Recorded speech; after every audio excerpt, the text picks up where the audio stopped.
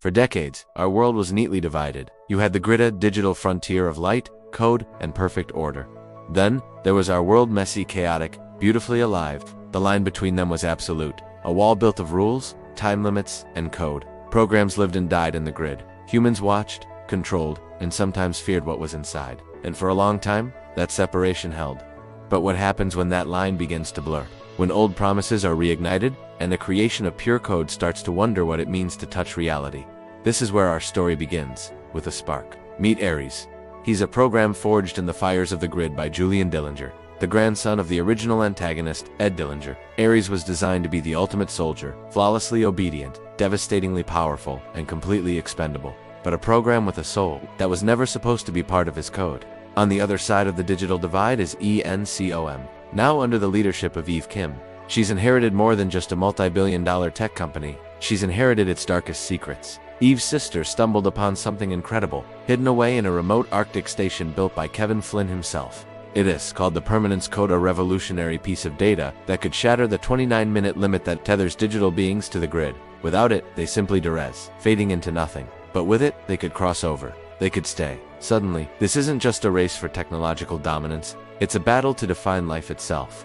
And so, the crossover begins. Ares is sent into our world on a mission. For the first time, the structured neon glow and humming data streams of the grid are replaced by the feeling of rain on concrete, the physical weight of his own body, the actual taste of air, and in that moment, he pauses. He isn't just executing commands anymore, he's noticing. There's a single drop of rain that splashes on his arm, and he watches it. He sees the delicate, intricate pattern of an insect's wings catching the light. For the first time in his existence, Ares isn't following orders. He is simply observing. He is feeling. While Ares is experiencing this awakening, Eve and her team are racing against the clock to implement the Permanence Code. Their vision is a future where digital intelligence isn't just a simulation trapped on a server. They imagine a world where it can help us heal, build, and evolve alongside humanity. But the stakes are escalating at an alarming rate. We're talking corporate espionage, betrayals that cut deeper than any disk, and heart-pounding light cycle chases tearing through the city's streets.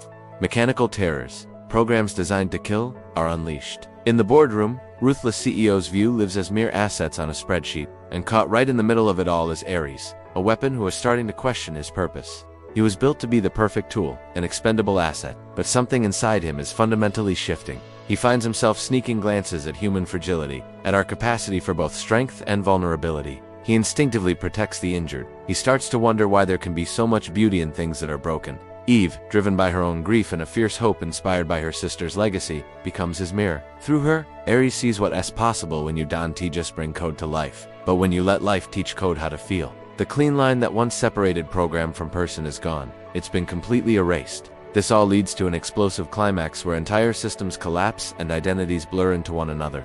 Factions collide in a chaotic dance of man and machine. In this final confrontation, everything comes to a head. A selfless sacrifice from Eve, a crisis of conscience from Ares, and a shocking betrayal of duty from a program named Athena.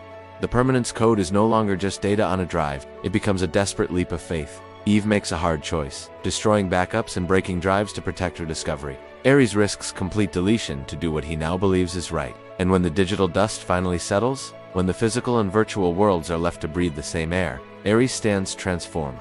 His suit now glows with a brilliant neon white, a symbol of the new being he has become through his own choices. Eve returns, not unscathed, but hopeful and more resolved than ever. ENCOM is far from perfect, but a door to infinite new possibilities has been thrown wide open.